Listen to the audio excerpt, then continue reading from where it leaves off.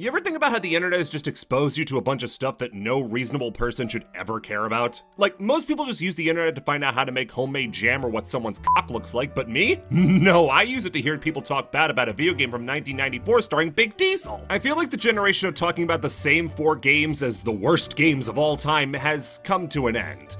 In an era where everyone said that Ocarina of Time was the best game ever made, Luigi's Mansion was underrated, and Jasper Pat Jr. was the most hated boss in video games, there were 4 games at the top of the heap. Games that people love to hear their favorite critics rip into about how terrible they were, and maybe even get a cheesy green screen fight if they were lucky. Superman 64, E.T. on Atari, Sonic 06, and Shaq Fu were the top of the Mount Rushmore of bad games from the inception of the internet to, say, 2016.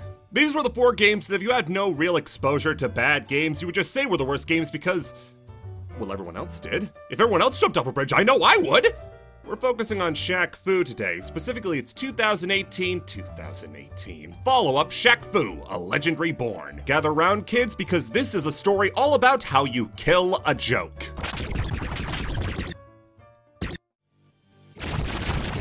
So, like, I'm not actually sure where to start with this one. Like, we have a lot of places we could start, and all of them would be incredibly unhelpful for explaining how we got here. I suppose we'll start with Kazam himself. I'm not gonna act like you don't know who Shaq is. You've turned on a TV at some point, you've seen Shaq. 7-foot-tall basketball player, bad rapper and actor, even worse, free thrower. From everything I've seen from interviews, testimonials, and his actual actions, I'd hazard to say Shaq is a genuinely good guy. Like, obviously, idolizing a celebrity is a bad idea and will 100 times out of 100 lead to you having to throw away a few pop figures, but Shaq seems to be a weird exception. There's enough anecdotes from unrelated people saying he's a good person that I believe it. The guy just goes up to people in stores and buys them stuff. I know it's on camera, so... but it's not like he took the kids' toys back and smashed them on the ground once the camera stopped rolling. Can't wait to find out that Pizzagate was all about him because I love it when that happens after I upload a video. Thank you, Tony Hawk, for your NFT series, but as of time of upload, I like Shaq. And you know who else did? America in the early 90s! America was running on Big Diesel, and the Shaq attack was everywhere. He was the perfect combo of being larger than life and actually charismatic that people couldn't get enough of him. He was everywhere, from starting the DC Extended Universe to guzzling Pepsi by the barrelful. You couldn't get away from him, even turning on the radio. Hope you weren't tuned into that 24-hour Foo Schnicket's radio station, cause you were up a creek, pal. They were Shaq's favorite rap group at the time, and when they offered to have him on a song, he leapt at the chance. Since the members were Pac Fu, Chip Fu, and Mock Fu, Shaq actually already met the criteria for entry when he had a name that was shorter than 4 letters and sounded well with the word Fu at the end. And thus, the group welcomed Shaq Fu. Somewhere across the world, some executives' bathroom parts got warm at the idea of those 2 words finally meeting and greenlit the next quarter-munching arcade gem, Shaquille O'Neal Achievement of Man. Or Shaq Fu for short. It was an easy sell to Shaq since he was a fan of karate, Street Fighter, and money. It was also during the fighting game golden age of the 90s where it seemed that anyone and everyone was racing to make the next Mortal Kombat. This included Delphine Interactive, who had a big goose egg experience making fighting games. You know what they did have experience making though? Out of This World and Flashback. You know those 2 achievements in the space of cinematic platforming in the same vein as Prince of Persia?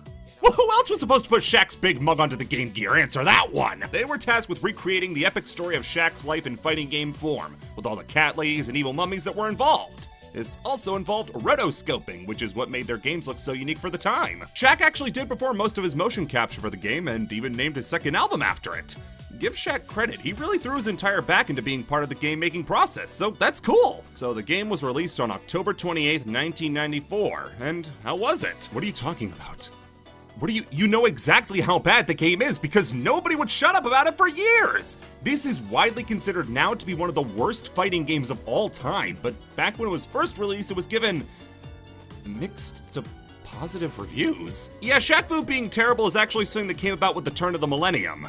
Whether it's the passage of time making Shaq Fu age like milk, or people getting higher standards for what fighting games should be, Shaq Fu's legacy began well after its release. People online ripped Shaq Fu apart over and over and over again, calling it the worst fighting game ever made, one of the worst SNES and Genesis games, and one of the worst games of all time. Big Shaq Daddy's first tiptoe into video games went catastrophically bad.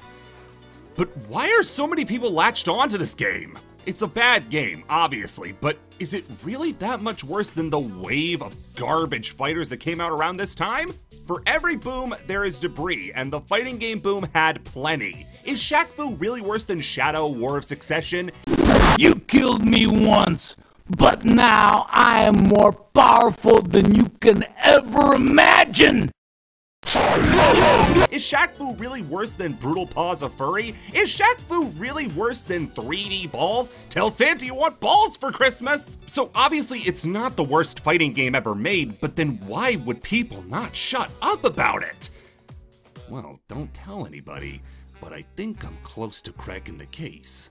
It's one of the 2 words in the title, and it ain't Fu. Yeah, people came back to this game because its only selling point is still working after all these years. It's the Shaquille O'Neal fighting game. Not being very good is just icing on the cake. When internet critics weren't lying to you about the N64 having a good controller or doing top 10 scariest video game characters, they were dumping on Shaq Fu. It's an easy target. You got Shaq jokes, fighting game jokes, bad game jokes. Extend out those Shaq jokes a bit and you got basketball jokes, bad movie jokes. The video practically wrote itself. I mean, why would Shaquille O'Neal have a fighting game?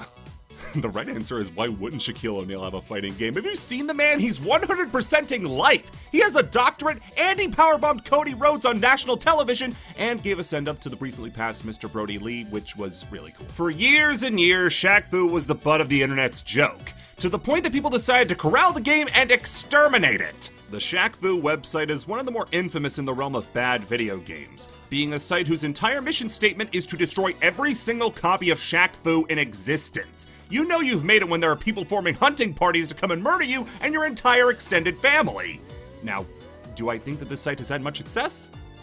No. Obviously no. It's even more obvious than Shaq Fu being bad. Listen, gamers are more concerned with preserving Sonic Adventure's Christmas DLC than they are with preserving the Arctic Tern. Do you really think they're going to be willing to get rid of all that physical media? We got high-profile examples like people at conventions and stuff, but I doubt many people are dispersing casual street justice on Shaq Fu. But eventually, ironic love slowly turns to genuine love. You don't do the robot every time you get on the dance floor and claim to still do it ironically. You just like doing the robot. People latched onto Shaq Fu as a so bad it's good game, where the enjoyment wasn't from the game itself, but instead making fun of it. And someone realized that there might be gold where everyone else was mining for diesel. 2014, I was still in middle school, final year, and I was walking to the library because I was a pimp, and I saw something on my feed in YouTube. It was a trailer for Shaq Fu 2? That was the game Stuttering Craig said was bad! I was enraptured. They were actually gonna make a sequel to Shaq Fu! Or rather, they wanted me to do it! Yeah, it wasn't an announcement for Shaq Fu 2, it was an announcement for the Shaq Fu 2 Indiegogo campaign.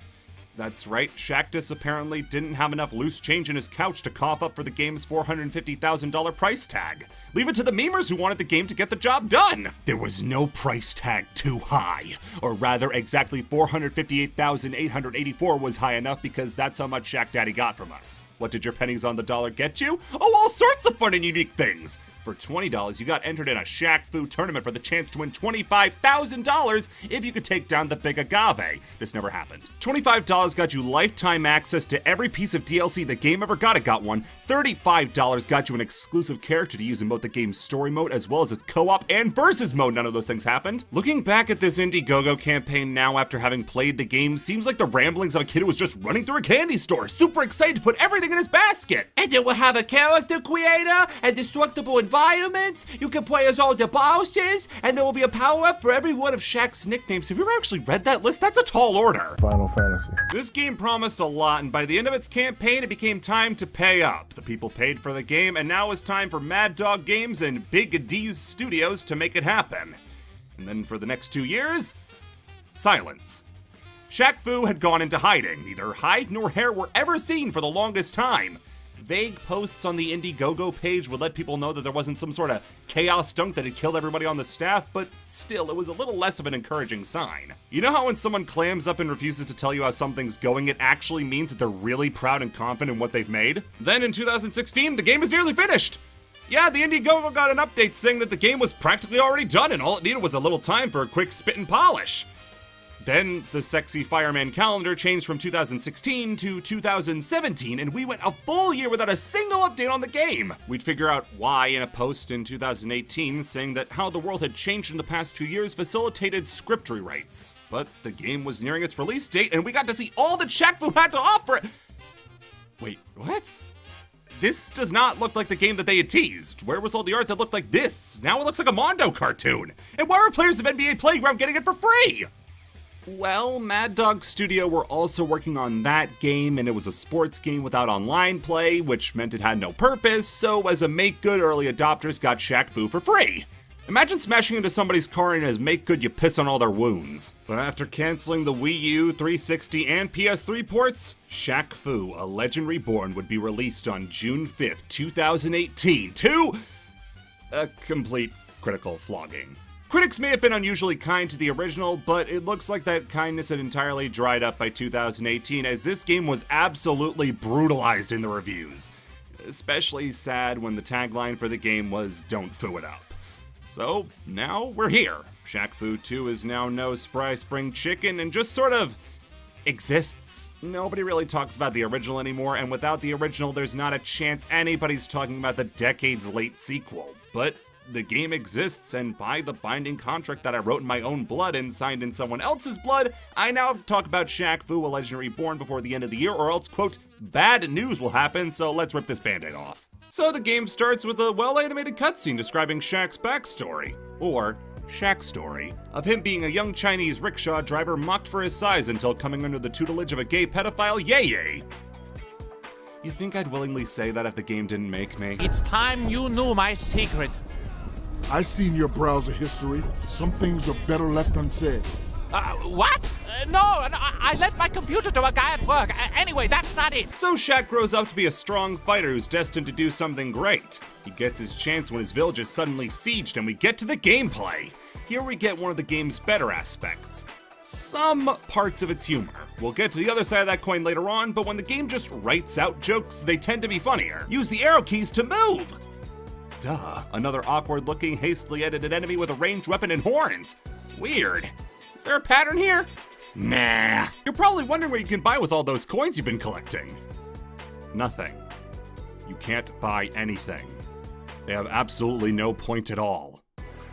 Well, Jesus, game, just come out and say it. So anyway, we learned the lay of the controls here. Arrow keys to move, duh. Spacebar to jump, A to attack, D for a size 22 boot kick, S for a Shaq slam, and Q for a worthless dash attack that you'll never use. You'll get to put these to use in your first encounter with a group of enemies, and did I mention that one of the tiers was to voice enemies in the game? Who the hell are you guys? Back up, White Rice. We're here for the old man. So Big Diesel finally gets a chance to show off the combat he'd been cooking up for 4 years, and it's alright. Like, the combat is not deep at all. It's very much like Double Dragons or a Streets of Rage. Keely, it's not like Streets of Rage 4 or Double Dragon Neon, which is bafflingly still the latest Double Dragon game despite new games coming out. It's a classic beat 'em up, as in you have 2 attacks and a super attack. Hitting dudes is at least satisfying. They made the thing that you're going to be doing the most in the whole game fun, but when this was touted to have a Devil May Cry-like controls, I mean, maybe back when Devil May Cry was a Resident Evil 4 prototype. So the first level is all standard stuff. You get introduced to the 4 enemy types that will be repeated throughout the whole game. You get introduced to the weapons, get power-ups, and fight a few bosses. It turns out that the people attacking the village are demons. Demons who have disguised themselves as celebrities plotting to take over the world by making people stupid. Woof, can't possibly imagine what important event might have happened in 2016 that they might have had to make a few cuts in the story rewrites. Our first obstacle is the Chris Brown stand-in, Frizzle. I made this connection since the only thing they tell you about Frizzle is that he beats women, so, you know, it was a hop, skip, and a jump to get to where I was. Here I employed a centuries-old strategy to get the upper hand, the likes of which have not been seen since about 5 videos ago. We eventually get to transform into one of about 200,000 promised transformations, Shaq Diesel. Here we get to do a super fast punch rush, just like the namesake inspiration, Diesel. The drawback to getting to hit so fast is that the longer you do it, the more your temperature rises. If you overheat, you lose a big chunk of your health and are left vulnerable. You let off your temperature with a slam attack, which... Wait, aren't you supposed to be punished for letting yourself overheat? Here you're rewarded! It just becomes like a hyper-accelerated form of what the game already is, and that's mindless hitting where you're in no real danger. Eventually get into the next fight with Arthur O'Dilly. I don't really, is this guy like a basketball reference, or is it like a Trump reference? I mean, obviously, but like, I don't know. He's obviously the hero as he murders Yeye, and we have to stop that! The boss fight is mostly running around and hitting these electrical generators that let us hit the boss with no opposition. It's a quick brutalization later, and we get Yeye's final words, and they contain one of the 2 funny jokes in the whole game. You must trust me. Take this. It is a gold bond. A gold bond that has connected our secret order for generations. Gold bond. Why do you keep saying gold bond? We're off on a globe-trotting adventure to kill all the celebrities making the world dumber, starting with Babyface, who is a Justin Bieber parody. So it's funny that this game started development in 2014, was rewritten sometime in 2016 to 17, and was released in 2018, and at no point did anyone realize that a Justin Bieber joke was years past its sell-by date. And his level is about people getting addicted to grape soda. You know the most famous substance Justin Bieber ever got hooked on? Grape soda? This is where the humor gets weird, because this game, even in 2018, was painfully out of date. We got references to all the classics, folks! Do you even lift, bro? YOLO! Catch me outside, how about that? Leroy Jenkins! And when the laughs don't start coming in there, we got the old reliable bigotry. Heavens help you if you're LGBTQ+. Stay away from candy, you freak. I will beat you like a drum. Wait, you're a man, right? How dare you ask? This is LA. I'm non-gender binary, which means half and half.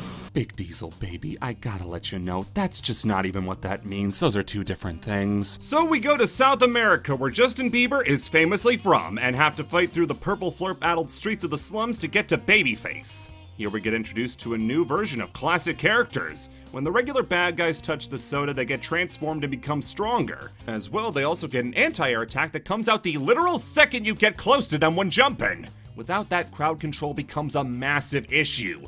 See, Shaq is a little stiff. He can only punch left or right. He can't punch at an angle despite being able to move at an angle, meaning that enemies have a much better chance of being able to overwhelm you if you don't spam stomps or slams.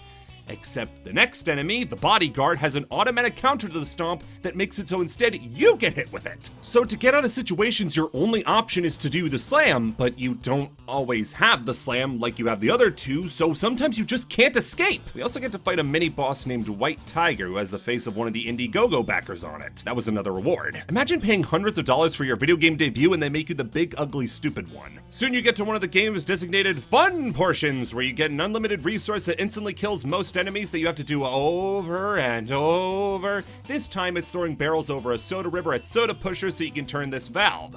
Like I said, the barrel kills most enemies in 1 to 2 hits, so it's not like you're ever gonna lose, unless you kill yourself by jumping into the Purple Flurp River, which, well, I didn't know! Now we're in the game's underground soda mine. Okay. Here we get a segment just like the last one, but instead of these barrels, we flip a switch and swing a crane around to kill everybody. Problem is that to make up for the fact that you have an instant kill, they throw way too many enemies for you to reasonably handle. So when you don't have the instant kill, you're just running away. These sorts of segments just drag on for so long. It's like as soon as you think it's over, the next 5 waves awkwardly shuffle in for you to deal with. Finally, we get to the boss fight with Babyface, and he's half man, half chicken because Justin Bieber's a chicken. You know he's 27, right? Like, he's been an adult for so long at this point. This fight is mostly just him firing eggs and you throwing barrels back to hit him. You might get tempted to run in and hit him so that the game will be fun, but that's not really how things work here. In the middle of the fight, the game has its very own LOL epic random moment when Shaq and Babyface have a random dance battle. Game's words, not mine. Friday Night Funkin', look out. So we beat Babyface and get sent off to fight Candy, who is Nicki Minaj. See, back in 2014, she released this song all about her butt, and that's the reason society is the way it is right now. So we're on our way to LA to kill more demons. Here we get a lot more of the same. The only new content is these fat biker dudes who can hit you for most of your health bar, but also die in 1 hit. Later on, we get the Shaqtus power-up. Of all the nicknames you could have made into power-ups, you chose that one? Even Shaq is upset that he has to wear this one in the game. It basically makes the game a bullet hell game, except you're the enemy. No one can even approach you since you just sit back in the middle of the stage and fire at whoever comes closest to you from either side. And they give you this power-up for a long time. You are not moving on until you turn the entirety of California into a pincushion. So you manage to weather the boredom and get stopped on your way to fight Candy by Diamond. Who even cares who she's based on? She's the easiest boss in the game since she has 3 attacks: throwing out her dog, catching you in a shock attack, and sending out minions. The first 2 are either easy to avoid or slight inconveniences, but the third one is just a time waster meant to make it seem like the boss fight goes on longer than it actually does. So Candy's not here, so we hitch a ride with a biker, get a chance to make some more gay jokes, and make it to Bel Air. Visually, I'm shocked there's even a breakup between this level and the last one. They're practically identical, but it means the game can say it has 6 levels instead of 5, so it's taking any chance it can get. While the game is spinning its wheels, might as well talk about the presentation. The game looks, well, it looks like a crowdfunded game. Actually, you know what? No, there have been so many crowdfunded games that look better than this that I don't really think it's a fair comparison. The style this game is going for in the gameplay is cartoonish and exaggerated. Making characters work in 3D is usually hard, but here it's really hard. Backgrounds are boring without much visual flair outside of a few set pieces. There's like 3 themes for stages that get repeated twice each. It's not good. The hand-drawn cutscenes are pretty snazzy though. Even if what they're drawing is usually pretty ugly, the way it's drawn is working as hard as it can to make it look good. The scene that plays when you beat down a demon is actually a pretty nice looking one. I kind of wish the game took more after the cutscene art style rather than trying to make some middle ground between models they clearly had left over from an original art style and what they ended up with. The voice acting when it's not done off the microphone from Hey You Pikachu is pretty alright. Shaq turns in a good performance as Shaq. Most of the bosses know how words work, so overall it's pretty alright. Music's bland and forgettable. I'll just hear someone say juicy ass in the background and then turn back on the Mad World soundtrack. Well, it looks like the game just finally decided to get to the point and we're on to the boss fight with Candy, and some sick freaks worked on this game, I bet. So I'm not showing you the boss because I think you've seen all that you deserve to see, and we're heading on to Fiji in order to... They don't even tell us what we're doing anymore, we're just fighting Nazis now. Every Nazi is voiced by the same guy just to make sure this level doesn't get on your nerves. They employ the classic German technique of growing twice in size, but it does little to stop us on our path of destruction. They introduced the whip boss from earlier as a standard enemy, and they're pretty hot. Actually, is there a way I could not have said that? The music in the background is literally just monkey noise. It's driving me bonkers. Luckily, the clan shows up to make sure everyone stays on the level. Square dance, Chinaman. Whoa! Shaq Daddy there, okay, there's dancing around saying a racial slur, and then there's just saying a racial slur. And that's a racial slur. It's a good thing Chinese people were just invented for Shaq Fu, a legend reborn. Soon the game decides that now, all of a sudden, I haven't been killing enough people, and makes you kill a whole 100 enemies before advancing. This is literally nothing but wasting time. This game is already super short, but this is nothing but fluff. There's no challenge since we're back in our cactus sauna. It's just standing there, killing guys until we get to move on. And then when we do kill all the guys, the game says, do it again! And we have to kill 200 enemies! How many Nazis are on this island? I've killed more people in this level than some wars have! After that, we get 2 sections back to back, kicking these mines down this hill to crush the guys coming up the hill after us. What is the fun I'm supposed to be having here? It's so mind-numbing to just keep sending rock after these guys while they're not doing anything to hurt me. Some other enemies come from behind to try to hit you, but you just kill them and get back to the grind.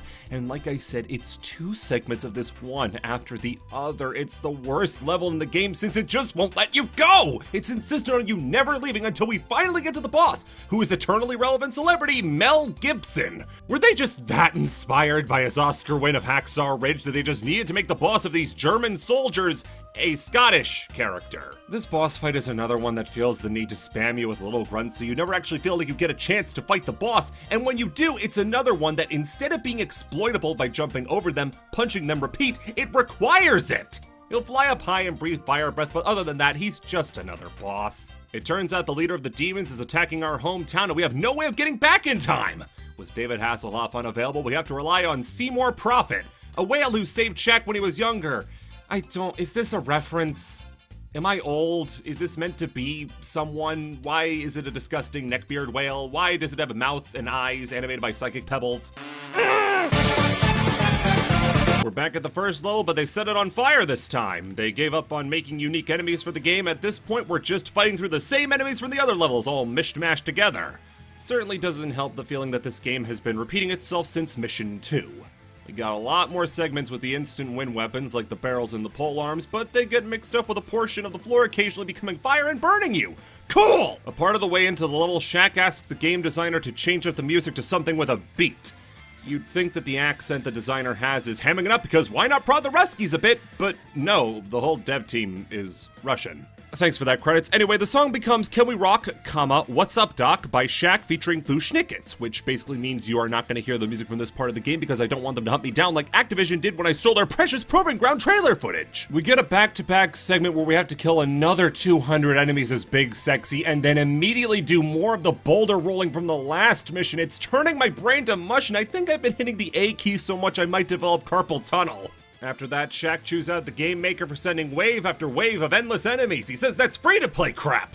They reward you by giving you the Shaq disc and giving you another 200 enemy wave. Okay, game, you can't just make fun of the endless enemies and then send another endless wave of enemies. They do the same thing earlier when Shaq asks Yay why he isn't playable. And he says that they didn't make enough money on Indiegogo to fund it. Shaq could just sell one of his shoes. I'm sure that would cover the cost. You met your goal, now give me the game! All I'm getting, though, is another boulder section! Game! You said no more endless enemy waves, and you did two back-to-back! Are you paying attention? Shaq, what did you have for breakfast this morning? Which way is left? Which way is right? Is it all just a burning memory, Shaqtopus? So after the longest enemy wave in the game, we finally square off with the Demon Lord Yenlo Wang, where she reveals stuff. And then we throw down with our final challenge. I did it. With the peace restored, we return home to our life as a rickshaw driver until Yay returns from the dead. Don't ask why, you don't care, and tells us that there's one more demon left, and it's Kanye West. This game is so bold as to tease a sequel, though it would get a DLC called Barack Food, the Ballad of Dirty Barry. Fortunately, that DLC never came to PC, so a lot of good that Lifetime DLC access tier did. So the game's over, and I think I finally know what's so bad about it. Now I know what's bad about it. See, this game suffered the worst fate it ever could have possibly endured. It was released. When you hear about the sequel to Shaq Fu being made, your initial response is, oh, that's quaint, and then you go about your day. You might check up on it every couple of months to see if there's anything new happening, but you never actually care about if the game comes out or not. If it exists as a nagging memory and an eye-catching headline, that's good for it.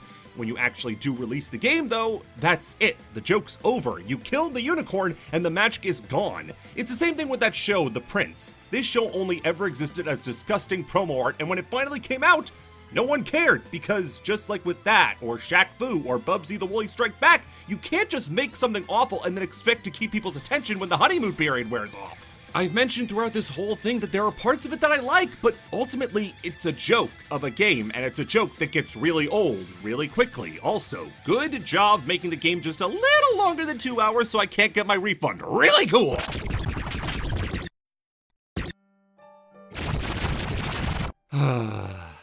Oh, it's nothing. I haven't played a game for this channel that I liked in literally 5 months. That's almost half a year. 104 days is a time of writing. I'm just gonna play a fun game next time. Is that cool with everybody if I'm gonna play a game I like next time?